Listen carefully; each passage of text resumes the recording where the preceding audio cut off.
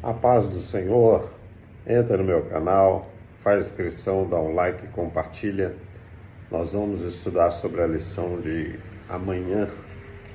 Amanhã é domingo, dia 16 de julho de 2023, e vamos estudar sobre o perigo de alguns ensinos progressistas. Alguns ensinos progressistas que podem querer corroer a nossa fé.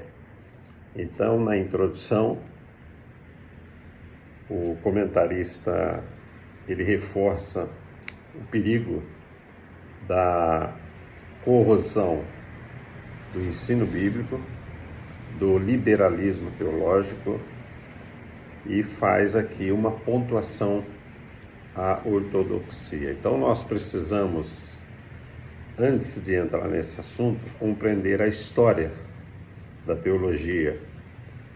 A palavra ortodoxia, ela compreende um período histórico da teologia cristã da igreja medieval, que é também chamada de igreja ortodoxa, como nós temos no século X ali uma divisão, a igreja católica romana e a igreja ortodoxa grega e russa.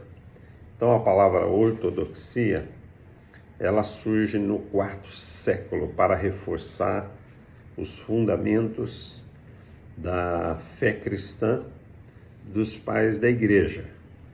E esse movimento da ortodoxia, ele vai do quarto século até o século XVI, no período de Lutero. A ortodoxia, ela pregava a Bíblia é a palavra de Deus. A partir de Martinho Lutero, a história da teologia e do cristianismo, nós vamos entrar no período liberal, no século XVII, século XVIII, 1735 aproximadamente. Nós temos aí dois ícones do liberalismo teológico, que nesse período a ortodoxia da igreja medieval, ela começa a desintegrar. A ortodoxia da igreja medieval, ela pregava aqueles pontos bíblicos teológicos, por um lado bom. Por outro lado, a ortodoxia medieval, ela pregava que a igreja católica, ela se apoiava nos ensinos bíblicos e também na tradição da igreja. Ou seja, apesar de ser a ortodoxia cristã até o século XVII, ela equiparava Bíblia com tradição da igreja. Se a igreja pregasse a tradição que o Papa era infalível, e mesmo que a Bíblia não concordasse com isso, a ortodoxia tinha que aceitar esse ponto de vista, que o Papa era infalível. Então a ortodoxia cristã da igreja medieval do século IV ao século XVII, ela tinha também essas falhas, porque ela colocava em pé de igualdade os fundamentos da fé cristã dos pais da igreja, como Tertuliano, Tomás de Aquino. Tomás de Aquino já é século X, mas Tertuliano, Agostinho, a doutrina ortodoxa desses homens de Deus, sobre Trindade, salvação, Jesus, Espírito Santo, a doutrina de Deus, a doutrina do pecado. Essas doutrinas que norteiam a fé cristã, a ortodoxia católica até o século XVII procura equiparar essa ortodoxia com a tradição católica, com pé de igualdade, porque eles usa o argumento de que a Bíblia nasceu dentro da igreja. Por isso a tradição da igreja tem que estar equiparada aos ensinos bíblicos. E Martinho Lutero faz essa ruptura com a igreja medieval exatamente por isso, que Martinho Lutero, ele prega que a Bíblia deve estar acima da tradição da igreja. Por isso que quando a gente fala ortodoxia, para a igreja parece uma coisa bonita, é conservador das doutrinas bíblicas. Mas a ortodoxia que perdurou do quarto século até o século XVII, ela foi, por um lado, benéfica quando defendia as doutrinas bíblicas dos pais da igreja, mas maléfica quando tentou colocar a tradição da igreja em pé de igualdade com os ensinos da palavra de Deus. Por isso, no século XVII, a ortodoxia católica, ela começa a ser corroída por causa da reforma protestante de Martinho Lutero.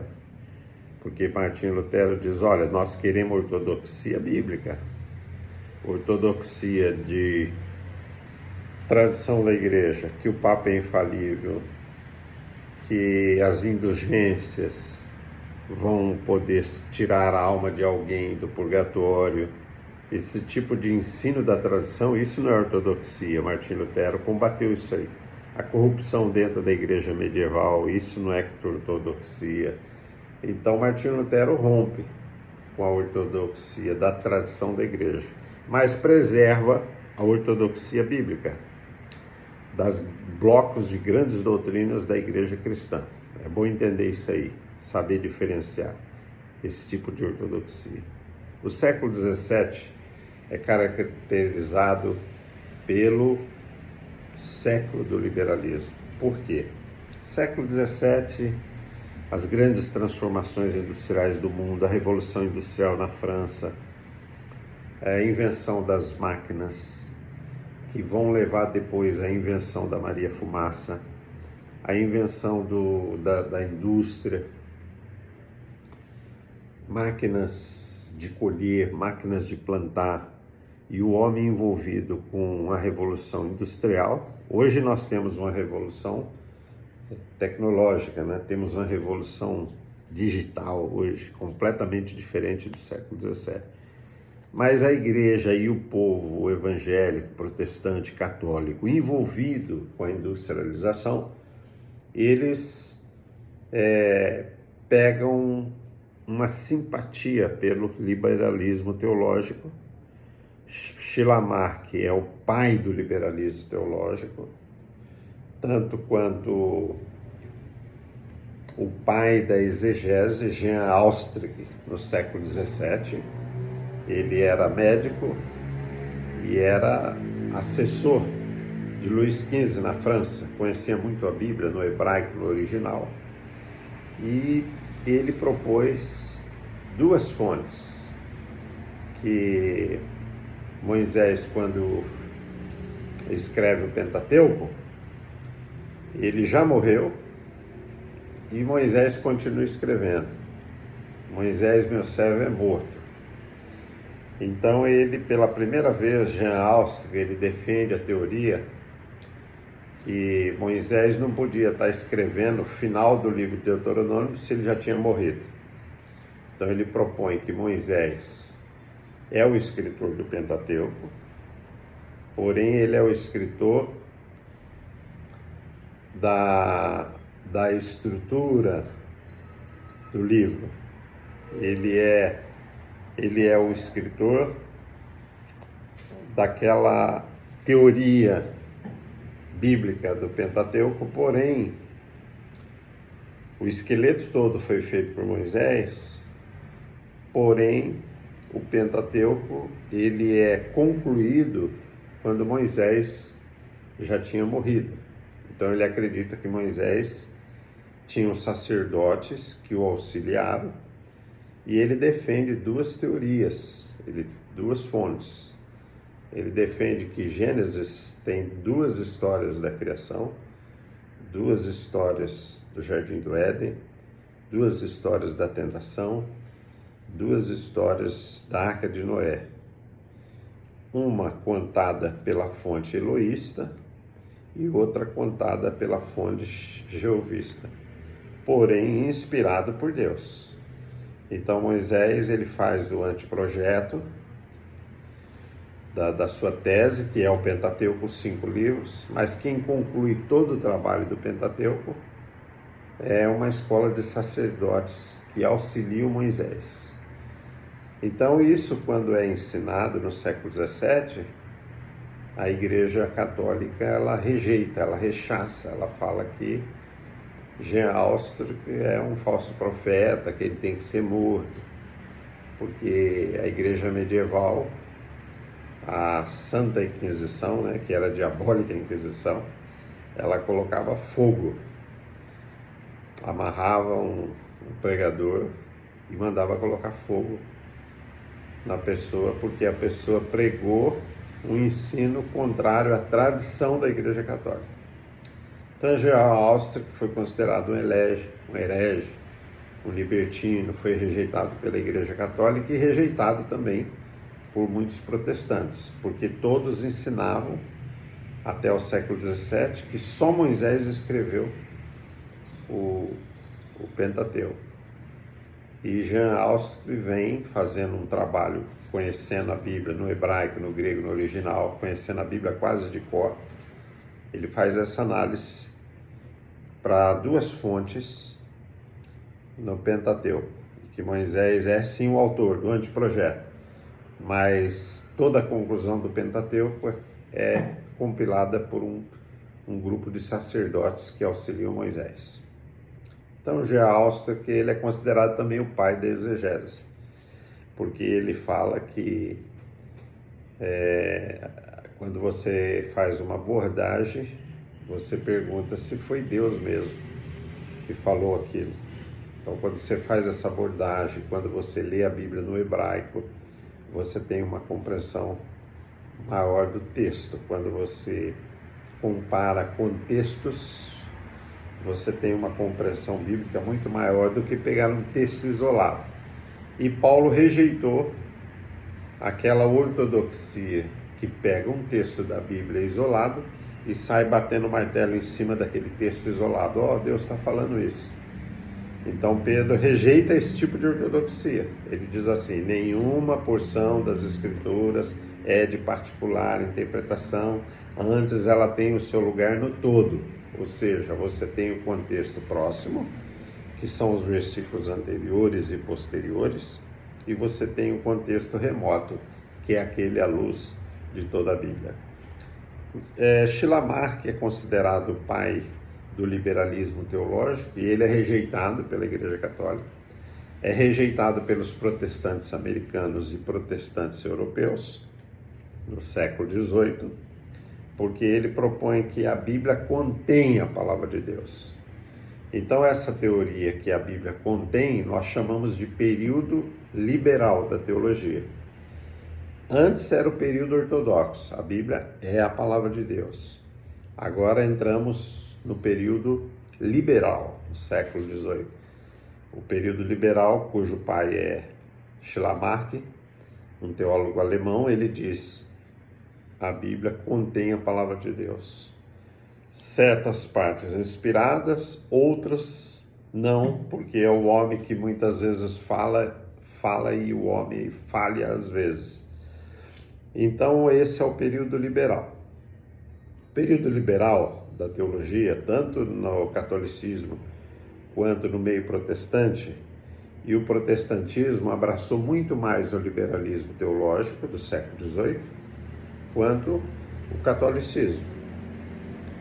Mas em 1960, o período liberal da teologia, ele naufraga, porque em 1960, a Idade Moderna também naufraga.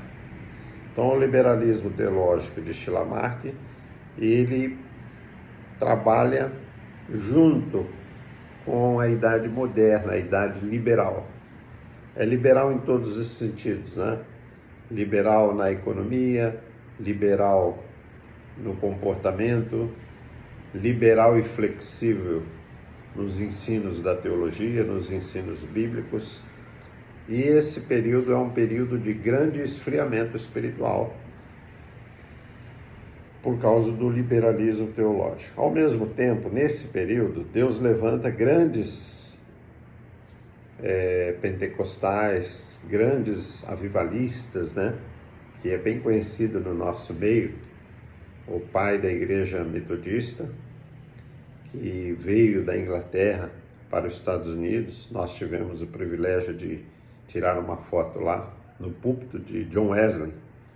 John Wesley, no século XIX, ele cria um grande avivamento bíblico de estudo da palavra de Deus e oração, que é uma preparação para o movimento pentecostal de William Seymour. Então, se por um lado nós temos século XVIII, século XIX, de liberalismo teológico, que é o liberalismo teológico de Schleiermacher? O importante é eu sentir Deus. Se eu não acredito na ressurreição, se eu não acredito no nascimento virginal, se eu não acredito na vida eterna, isso não importa. O importante é sentir Deus. Então essa é a teoria que nós rejeitamos, que é uma teologia liberal de Schleiermacher. Ela também foi rejeitada pela Igreja Católica e pelos protestantes. Mas em 1960, com o naufrágio da Idade Moderna, nós entramos na Idade Pós-Moderna, 1960. E na Idade Pós-Moderna, em 1960, quando o homem vai à Lua, a invenção da televisão, a invenção do computador, as grandes revoluções tecnológicas, a rebelião dos jovens, a liberação das drogas, todos esses movimentos, a Guerra Fria de Ocidente contra o Oriente, 1960, todos esses movimentos caracterizam o naufrágio da Idade Moderna e o surgimento da Idade Pós-Moderna. O surgimento da Idade Pós-Moderna, nós temos aí a teologia que chamamos de neo-ortodoxa, cujo pai é Karl Barth. Karl Barth vai propor, e toda a teologia nossa, hoje, tanto pentecostal, protestante, católica, ela é influenciada pela neo-ortodoxia de Karl Barth. Então existe a ortodoxia na história teológica cristã, que vai do século IV ao XVII. Existe o liberalismo teológico, cujo pai é Schleiermacher, que vai do século XVII, XVIII até o século XX. E a partir de 1960, nós temos a teologia neo-ortodoxa, cujo pai é Karl Barth. Karl Barth, ele era um teólogo suíço, né? Protestante, não era católico. E ele pregava que a Bíblia é a palavra de Deus, ele bebia também da ortodoxia, ele rejeitava o liberalismo de Schleiermacher e dizia que o liberalismo contribuiu para o esfriamento e contribuiu para as duas grandes guerras mundiais que mataram milhares de pessoas, com o apoio da Igreja Católica, que apoiou Mussolini, e com o apoio dos protestantes da época que apoiaram Hitler na Alemanha. Então o Karl Barth põe culpa no liberalismo teológico. E agora ele fala, rejeitamos o liberalismo teológico e queremos uma neo-ortodoxia, não aquela ortodoxia da igreja medieval que, em nome de Deus, em nome de preservar a doutrina da igreja, mandava matar, trucidar, ungia reis e perseguia povos, escravizava, colonizava, era a favor da escravidão, de colonização de outros povos, de invasão de outros países para explorar o seu ouro. Tudo isso a igreja medieval fazia em nome da ortodoxia. Então, Karl Barth, ele rejeita essa ortodoxia e rejeita o liberalismo Schleiermacher. Então ele propõe o seguinte: a Bíblia é a palavra de Deus, porque a ortodoxia pregava isso, o liberalismo pregava a heresia, que a Bíblia contém a palavra de Deus. Então Schleiermacher propõe um equilíbrio entre esses dois. Karl Barth, né? Karl Barth propõe que a Bíblia realmente é a palavra de Deus, mas ela se torna a palavra de Deus para mim quando eu tenho um encontro com Deus nas Escrituras, e ela se torna a palavra de Deus quando estou ensinando a Bíblia, quando há integridade na sua interpretação. A Bíblia é a palavra de Deus e se torna a palavra de Deus quando estou pregando, ensinando, lendo, quando há honestidade em sua interpretação. Porque se eu pego um texto isolado ao meu bel prazer para defender uma mania que eu tenho, então eu estou manipulando as Escrituras. Eu não estou vendo o contexto próximo, são aqueles versículos que estão ali próximos. Estou pegando um texto isolado para defender uma mania minha. Eu posso pegar um texto isolado da Bíblia para defender racismo. Eu posso pegar um texto isolado da Bíblia para defender que eu posso fazer leis injustas para massacrar os mais pobres e beneficiar os mais ricos. Por isso, Karl Barth propõe que a Escritura, ela é sagrada, ela é inspirada por Deus, ela é a palavra de Deus, ela não contém a palavra de Deus. Karl Barth propõe que ela é a palavra de Deus, mas ela se torna a palavra de Deus quando nós ensinamos, se tiver honestidade em sua interpretação. Eu não vou pegar um texto do Antigo Testamento dizendo que quando você tiver um filho muito rebelde, você tem que amarrar ele e apedrejá-lo. Eu posso pegar esse texto no Antigo, sem olhar o contexto próximo, sem analisar o contexto remoto, sem passar pelo crivo do Novo Testamento. Jesus rejeitou essa atitude, ele chamou isso de mandamentos de homens, e não passa no crivo do Novo Testamento. Eu posso pegar um texto do Antigo Testamento que proíbe casamento interracial e fazer como os protestantes americanos fizeram no início do século XX. Fizeram uma lei em vários estados que era proibido um negro casar com uma loira e era proibido um loiro casar com uma negra. Quem desobedecesse essa lei naquele país pegava 5 anos de cadeia, pagava multa. E eles fizeram essa lei embasada num texto lá do Antigo Testamento, que não se podia fazer casamento interracial, sem passar pelo crivo do Novo Testamento, sem passar pelo crivo de Karl Barth, que ele diz: a Bíblia é a palavra de Deus quando há honestidade em sua interpretação. Então, o que nós temos aí nessa lição? Somos conservadores do quê? Somos conservadores dos bons costumes, da moral cristã, mas não somos conservadores para manter a escravidão. Não somos conservadores para manter os privilégios da monarquia, porque nem existe mais a monarquia, apenas alguns países por tradição. Não somos conservadores para manter as injustiças sociais, porque o conservadorismo do século XX, no início do século XX, aqui no Brasil, por exemplo, a política do café com leite, pregava: olha, nós somos conservadores, quem manda no Brasil é fazendeiro, mineiro e paulista, então vamos manter o que está aí, vamos continuar massacrando pobres, tirando o direito dos trabalhadores, privilegiando só os fazendeiros, porque somos conservadores, então vamos manter o que está aí. Aí Getúlio Vargas se une a Luiz Carlos Prestes para combater esse tipo de conservadorismo. E ele rompe com a política do café com leite. E ele fala, não, nós queremos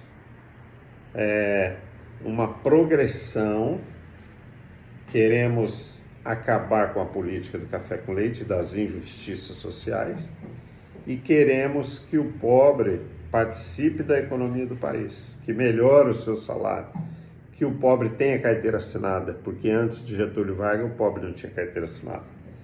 Getúlio Vargas prega, queremos que o pobre tenha uma jornada de trabalho, porque é bíblico a jornada de trabalho. Então, quando Getúlio Vargas faz a revolução e junto com Luiz Carlos Prestes derruba o governo, a política da República Velha de café com leite, ele implanta aos direitos dos trabalhadores, né? Mas depois ele rompe com Luiz Carlos Prestes, manda prender, e ele pregava que era um democrata, depois Getúlio Vargas implanta a ditadura. Então essa palavra conservador, essa palavra progressista, é uma palavra muito relativista, porque você tem que ser conservador dos bons costumes bíblicos, da doutrina bíblica, mas não pode ser conservador de uma política antiga escravagista. Aí uma política antiga que prega a escravidão, o massacre dos menores, essa política você tem que romper com ela. Nesse sentido, sim, você pode ser progressista, de querer o bem do que está sendo oprimido. Agora, ser progressista em relação à imoralidade, costumes liberais, libertinos, casamento com pessoas de mesmo sexo, a favor do aborto, esse tipo de progressismo, nós rejeitamos, porque ele é diabólico e ele é contra as Escrituras. Então é muito bom a gente entender essa parte. A teologia feminina, a teologia negra, a teologia da libertação, essas teologias, elas estão completamente ultrapassadas. Ninguém mais prega isso, mas elas foram pregadas na década de 60. Na década de 60, 70. Os países da América Latina eram países muito pobres, massacrados, eles não tinham direito nenhum. Os fazendeiros, eles massacravam os camponeses, a injustiça na América Latina era muito grande. Então, por causa dessa injustiça, desse massacre, os países imperialistas colonizavam os países pobres em nome de Deus, matavam, tiravam todo o seu ouro, mandavam matar índio, escravizavam os negros. Então, por causa dessa opressão, a teologia chamada também de latino-americana, teologia da libertação, cujo pai é o teólogo Gutiérrez, no Peru, um grande intelectual, estudioso das Escrituras, e também Leonardo Boff, que é um teólogo brasileiro, que não tem mais esse protagonismo, mas na década de 70 ele foi considerado o maior teólogo vivo do mundo. Então esses teólogos, eles abraçaram, junto com comunidades de base da Igreja Católica, a teologia da libertação, ou seja, Jesus veio ao mundo para salvar os pecadores e também quebrar as ataduras da opressão que é pregado lá em Isaías. Mas essa teologia hoje, teologia da libertação, ultrapassada, ninguém mais prega. Ela teve a sua força na década de 60, 70 e 80, por causa da Guerra Fria, por causa do imperialismo, né? Tanto inglês, europeu como americano, que invadia países para roubar todo o seu ouro, sua prata, e financiava ditaduras. Então, por isso que a teologia da libertação ela vai combater na década de 70 e 80. Hoje ninguém mais estuda a teologia da libertação, quase ninguém mais lê, é uma moda que passou. A teologia feminista também foi uma moda que quis trazer protagonismo para as mulheres. Então a teologia feminista, ela começou a pregar que Jesus no Novo Testamento é equiparado a uma galinha que cuida dos seus pintinhos. O Espírito Santo não é um pombo, mas ele é um símbolo de uma pomba. A teologia feminista começa a entrar por esse caminho para querer libertar a mulher, né? A mulher que ganhava menos, a mulher que em 1932 não podia votar, a mulher que até 1970 ela tinha o pé pequeno. A partir de 1980, as mulheres vão para as ruas trabalhar e elas entopem ônibus e metrôs, porque são mulheres que saem para trabalhar. E isso, na cultura antiga, conservadora, a mulher tinha que ficar em casa cuidando das crianças, ela não podia trabalhar no século XIX. Em 1932, a mulher podia votar com a permissão do marido, ela passou a votar em 1932. Em 1934, ela passou a votar sem permissão do seu marido. Então, a mulher passou a trabalhar, participar do mercado de trabalho no Brasil a partir da década de 70, 80, e ela passou a não ter mais o pé pequeno, né? Porque a partir de 80, 90, as meninas, filhas das mulheres, que o pé delas era 36, hoje as filhas adolescentes têm pé 38, 39, porque milhares de mulheres começam a sair de casa para caminhar, pegar ônibus, trabalhar, e o seu corpo tem que se adaptar. A partir da década de 80, pode ver, o pé das adolescentes, das meninas, ele vai crescer a média 1 centímetro, porque quem anda mais, o seu pé ele vai ficar um pouquinho maior. Todo mundo fala, mas como? Na história do mundo a mulher nunca calçou 39. Por que agora as meninas adolescentes calçam 38? Isso nunca aconteceu na história do Brasil. Porque a partir da década de 80, as mulheres começaram a competir em igualdade de trabalho. Então a teologia feminista lutou pelo direito da mulher ganhar igual, o direito da mulher participar do mercado de trabalho. Mas hoje a teologia feminista, ela também naufragou. Ela ficou em evidência na década de 80, hoje naufragou. A teologia negra, ela surgiu na década de 50, lá nos Estados Unidos. Por quê? Os negros estavam sendo massacrados. Os negros não podiam entrar na igreja dos brancos, os protestantes pregavam segregação, os pastores protestantes pregavam segregação, e inclusive alguns participavam até da Ku Klux Klan, que mandava enforcar negros. Então a teologia negra, ela dizia que Jesus nunca foi loiro, e isso é verdade, porque não existia na época judeu loiro, e a fotografia do Jesus loiro servia para dizer que Jesus odiava negros. E naquele país os negros eram massacrados, tanto que até hoje eles não chamam um moreno americano, não chama de americano, chama afro-americano. Aqui no Brasil o moreno não é chamado de afro-brasileiro. No Brasil o negro não é chamado de afro-brasileiro, ele é chamado de brasileiros. Seja a cor que ele for, ele é chamado de brasileiro. Nos Estados Unidos, uma pessoa morena não pode ser chamado de americano. Eles chamam afro-americano. E põe até no documento, afro-americano. Então a teologia negra que o comentarista cita também é uma teologia que naufragou. A teologia ultrapassada, que ninguém mais quer saber disso, ninguém mais lê sobre isso. Eu tenho livro da teologia negra em casa, tenho livro da teologia da libertação, tenho livro da teologia feminista, mas isso é uma coisa ultrapassada que ninguém mais estuda, ninguém mais lê. Mas a Bíblia, ela não muda. A Bíblia é a palavra de Deus. A Bíblia continua a mesma.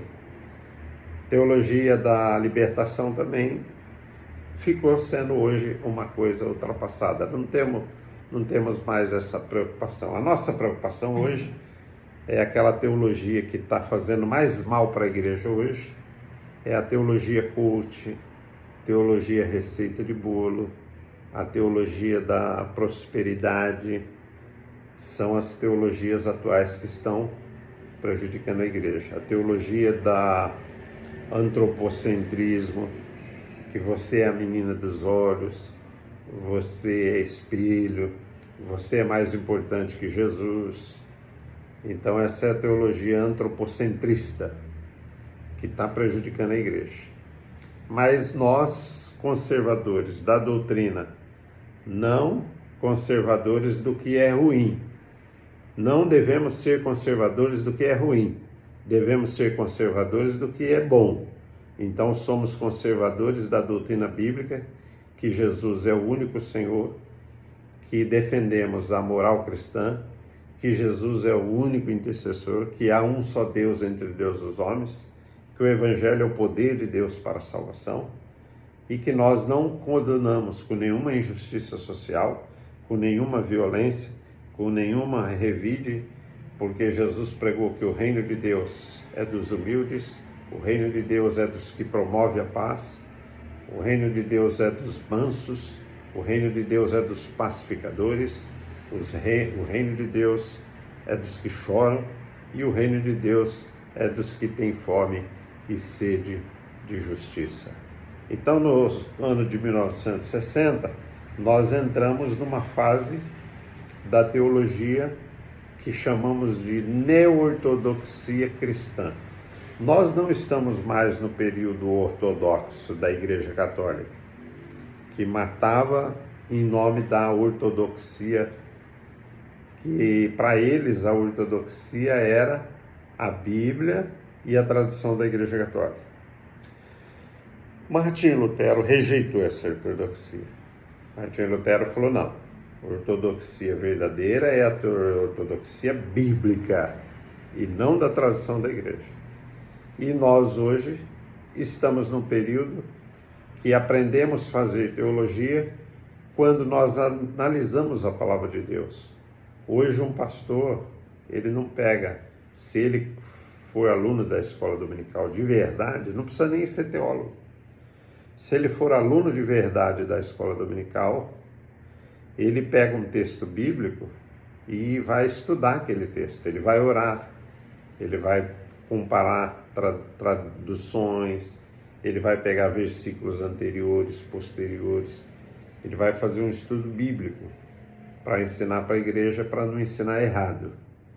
E o que é esse sistema de estudo hoje? Que você pega um texto, estuda o contexto, analisa o contexto próximo e remoto, compara, passa pelo crivo do Novo Testamento para ver se Jesus aprova isso, e depois de passar pelo crivo do Novo Testamento, ele ensina para a igreja.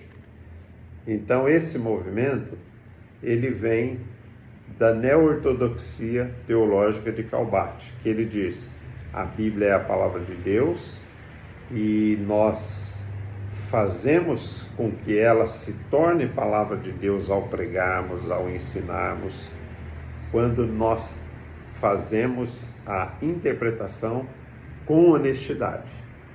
Se você interpreta a Bíblia com honestidade, você está fazendo com que a Bíblia, que é a palavra de Deus, se torne palavra de Deus para quem te ouve e para você. E quando você põe em prática a palavra de Deus, você também faz com que ela se torne a palavra de Deus dentro de você. Porque se uma pessoa pega a Bíblia apenas para zombar da Escritura, ele pode ler a Bíblia o dia inteiro, estudar a Bíblia, conhecer a Bíblia, mas se ela faz isso só para querer desacreditar a Bíblia, buscar contradições aparentes na Bíblia, então a Bíblia é a palavra de Deus, mas para essa pessoa ela não está sendo palavra de Deus, está sendo um livro de chacota. Mas se a pessoa tem um compromisso com Deus, por isso nós aprendemos que a fé, ela é a fonte, objeto e fim da teologia. Sem fé é impossível agradar a Deus. Nós cremos porque amamos e amamos porque cremos as Escrituras. Então quem ama a Escritura, quem ama Deus, estuda a sua palavra, quem ama Deus é honesto ao abordar a palavra de Deus. Foi Deus mesmo que disse isso? Ou foi o homem que falou num versículo isolado, num contexto isolado, sem fazer análise se aquilo realmente é a palavra de Deus? Então, nós cremos na Bíblia, que é a palavra de Deus. A Bíblia é infalível, porém, nós fazemos sim esta abordagem técnica de analisar toda a Escritura, como Pedro diz, nenhuma porção é de particular interpretação. Nós obedecemos Jesus quando ele diz, olha, Moisés disse com 2 S's, os profetas assim diz com Z no final, mas eu, porém, vos digo, porque eu sou o verbo vivo de Deus, eu sou o mediador de uma nova aliança, eu, porém, vos digo, amai os vossos inimigos e orai por aqueles que vos perseguem. Então, Jesus é o verbo vivo de Deus, ele é o mediador de uma nova aliança, ele é o nosso grande sumo sacerdote e apóstolo da nossa confissão, e toda a Escritura dá testemunho de Jesus. Por isso, o Antigo Testamento, se não passa pelo crivo do Novo Testamento, não pode ser ensinado à igreja. O Antigo Testamento, para ser ensinado à igreja, tem que passar pelo crivo do Novo Testamento. Somos conservadores, sim, das coisas boas, e somos progressistas apenas quando esse progressismo vai acabar com a injustiça.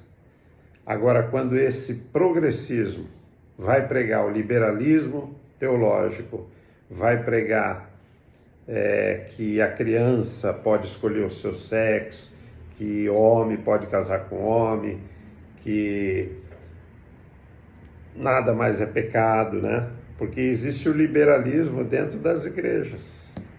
Ah, nada mais é pecado, pode fazer tatuagem, pode fazer baile dentro da igreja, pode pintar a parede de preto, pode trazer a balada para dentro da igreja. Esse liberalismo nós temos que combater. Aí somos conservadores.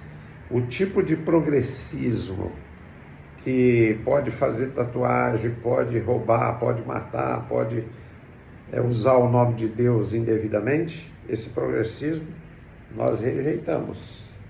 Agora, aquele progressismo que busca a justiça social, que busca o bem comum, que busca o que é bom, você pode seguir.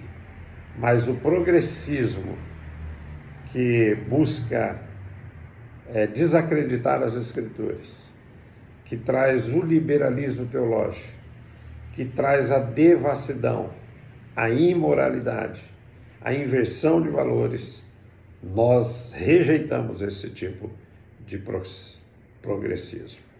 Deus abençoe a todos.